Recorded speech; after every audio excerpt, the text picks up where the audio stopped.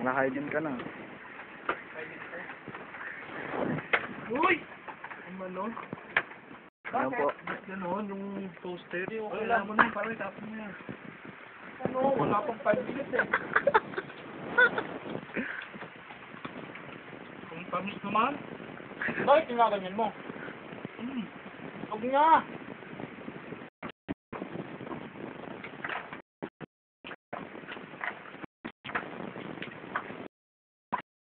Po, si Master Max.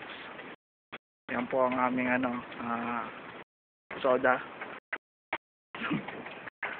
Okay naman, soda.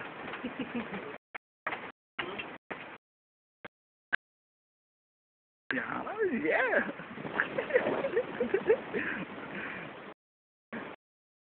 Yan po.